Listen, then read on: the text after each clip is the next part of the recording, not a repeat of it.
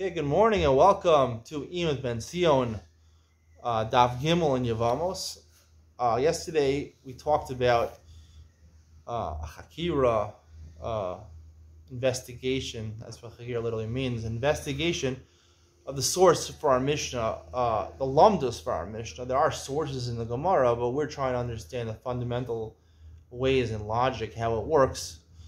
That is really what Lamdus is, the logic of how things work, right? It says that if you have a situation of Yibam where the woman falling to Yibam, she's an erva to you, she's your daughter or any one of the other 14 cases in the Mishnah, not only is she, there's no mitzvah of Yibam by her, but also you're not supposed to do Yibam by her, and no chalitza, the Mishnah says. Also the tzara, also her rival wife, that is not necessarily an erva to you, there is no mitzvah of Yibam or chalitza. So we discussed two different possibilities of how to look at it. One possibility, which I didn't really like so much, is to say that that we learn it from the pasuk, which we talked about today in Daf Gimel, that lo sikach, there is no mitzvah. There is no mitzvah. Lo sikach, there is no mitzvah in a case of essay b'makom karis. That's basically what it is. An essay of makom karis doesn't get off the ground. Ein essay dochel lo essay b'makom karis. There's no mitzvah. That's a klal. It wipes away the essay. There's no mitzvah yibum. We learn from lo sikach. What we learned today in Daf Gimel and Beis. Because of difficulties with that in svara and logic, I wanted to say that maybe offer a different explanation. Really, when you have essay docha, an essay docha, let's say makom karis, it doesn't mean that essay is gone. It really means the essay is docha los essay. The mitzvah yibum still applies, but you're stuck. You're stuck because you have karis. We're not going to tell you to do a mitzvah. We'll never say do a mitzvah and chayav karis. We're not going to make you see it. It's a terrible punishment. So therefore, the chum were oker davar b'sheva al tasa min Torah, and they said, in this case over here, because you have karis, so that even though you have a mitzvah of yibum, they said it's better, they're okay the mitzvah of chalitza and yibum b'sheva al tasa. Now we're going to investigate this discussion based on a Gemara on the Gimel and Aleph. The Gemara here says, the Gemara has a fundamental question, and based on this lashon in the Mishnah, I wanted to say it makes sense really the second way to explain it. It says, my area, about, I don't know, towards the middle of the page, about 11, 12 lines up. In my area, the Tana Potros, listening Ostros. Why does it say Potros? Say Ostros. Say Ostros. Why is Ostros a better lashon? Ostros is a better lashon because, let's see Rashi. What does Rashi say? Listening Ostros, Asur. Now, it's interesting. Rashi changes the word Ostros. The Gemara version of the Gemara says Ostros, not Asuros. Rashi is a girsa, is listening Asuros.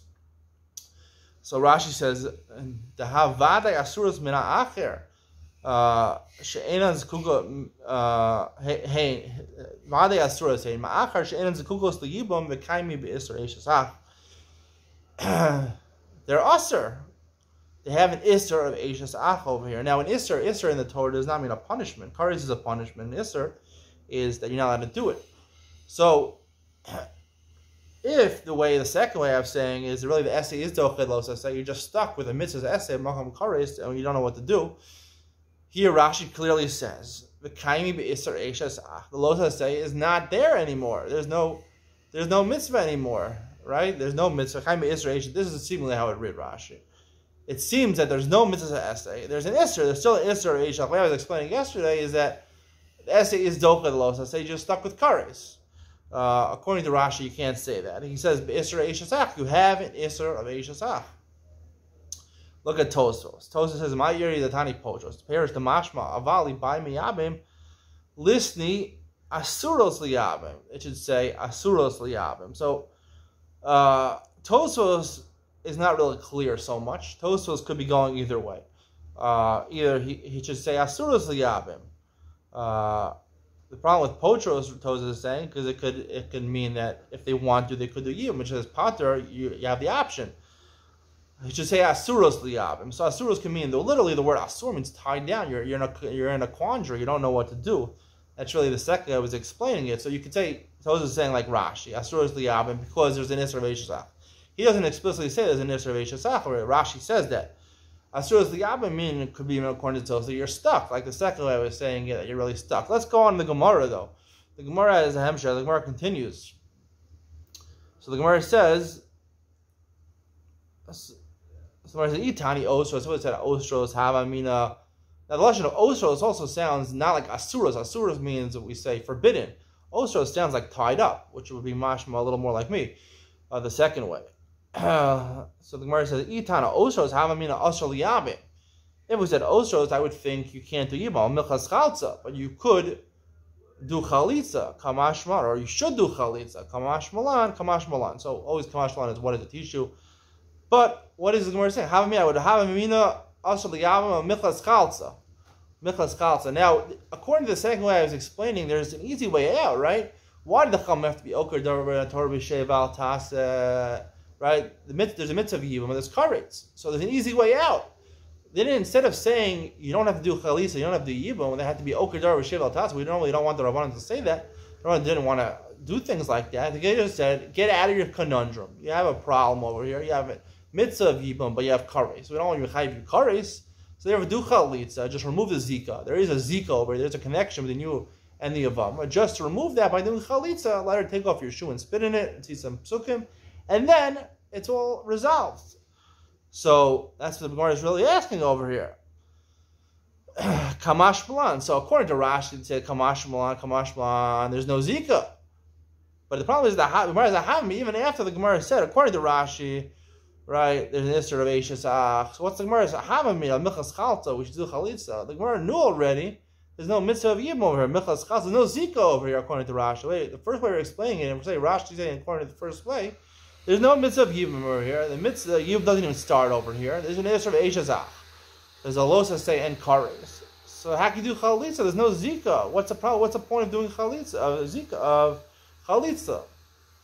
So you could say, that's Kamashma. Kamashma, we would have thought maybe like the second way. Kamashma, really the first way, there's no option of Chalitza.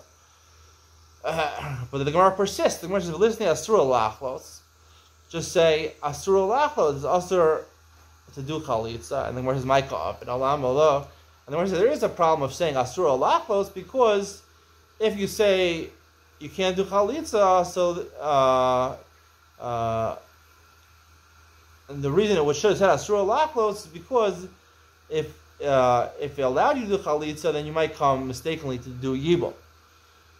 But the Gemara Liyazota is technically possible to do Chalitza. That's the ending off the Gemara. The reason it doesn't say Asura Lachlos is because, or it doesn't say do Chalitza, is because that's the end of the Gemara. The end point of the Gemara is that we don't say Chalitza, do Chalitza, is because you might Xera, you might do Yibam over there. But technically, there's no problem with doing Chalitza. So if that's the end point of the Gemara, that really, technically, it's just a technicality. The reason you can't do Chalitza is because you might come to Yibam. Yibam for sure can't do it, it's Malcolm Kares. But a technicality is it is possible, it's the end of the Gemara, then the Gemara backtracks and goes on to something else. But you see from the Gemara that it's possible to do Chalitza. So it is a possibility. It is a possibility. So if it's a possibility, it must be there is a Zika over here, like the second way we're saying, it must be there is a Zika. You're just stuck in a quandary. And the reason they tell you not to do Chalitza, it is an option. The reason they tell you not to do Chalitza is because if you do Chalitza, you might come to the Yibam, and they're more afraid of that. And that would be noted towards the second way of explaining it. We'd have to retrack and try to explain Rashi until it's better in the upcoming dapim. Hope you enjoyed. See you. 2, 3, 4, 5. Hello. In 5, no, I don't know what I'm saying. All right, see you tomorrow. Bye.